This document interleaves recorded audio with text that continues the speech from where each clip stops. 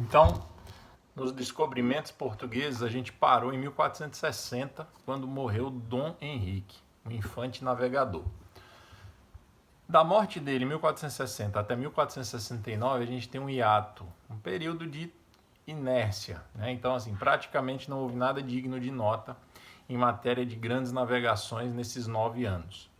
O que, do ponto de vista macro da história de Portugal, não é tanto tempo assim. Foi uma década em que se fez uma pausa, vamos dizer assim. Eu digo em novas conquistas, obviamente, né? Houve o comércio foi mantido naqueles territórios que já haviam sido descobertos ou alcançados, mas novas conquistas não houve nesses 10 anos aí de 60 a 69. Porém, em 1969 há uma novidade, que é a seguinte: o rei de Portugal estava em maus lençóis, economicamente falando, não estava muito bem das pernas. E ele encontrou uma solução nova, tá, inédita, para incentivar novas descobertas, prosseguir descendo o litoral africano para o sul. Que novidade foi essa? Ele contratou com um homem rico de Lisboa, um cidadão rico lá de Lisboa, chamado, deixa eu pegar o nome dele aqui que eu esqueci, Fernão Gomes. O Fernão Gomes vai ser uma figurinha marcante desse período aí, a partir de 1469. Por quê? O contrato que ele fez foi uma espécie de arrendamento, onde a coroa portuguesa deu a ele a exclusividade, o monopólio da exploração do litoral africano, em troca de um valor que ele pagaria para a coroa portuguesa, que nem era tão alto assim. E ele poderia explorar e deveria atender a algumas exigências da coroa. Essas exigências eram basicamente duas. Primeiro, pagar aquele valor estipulado que ele deveria pagar e, num prazo de 5 anos, era o prazo do contrato, ele deveria avançar pelo menos 100 léguas por ano, o que daria 500 léguas. 100 léguas dá mais ou menos, nas medidas portuguesas da época, dá mais ou menos 500 quilômetros. 500 quilômetros por ano, que daria uma marca absurda de 2.500 quilômetros. Ele não conseguiu chegar tão longe, porém ele fez muita coisa, tá? Foi a primeira vez em que houve um tipo de contrato desse entre o soberano e um vassalo, um arrendamento desse tipo, tá? Mas não vai ser a última vez. Então ele teve o compromisso de explorar 100 léguas anuais. Muito bem.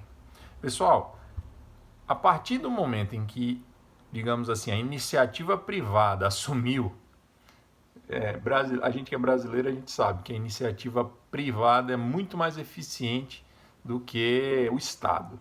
A partir do momento, apesar de que não vamos ser injustos com o Dom Henrique, né? O Dom Henrique, mas o Dom Henrique também atuava, né, digamos assim, de forma particular, né?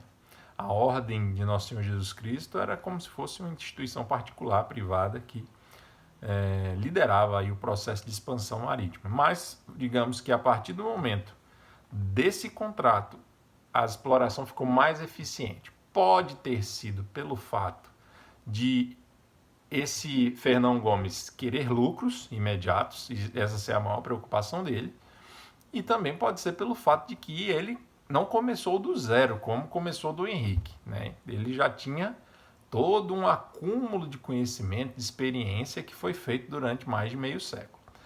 O fato é que, a partir de 1469, ele vai dar prosseguimento à expansão marítima portuguesa e, em 5 anos, ele vai avançar mais, dobrar o Cabo das Palmas e vai descobrir os seguintes locais.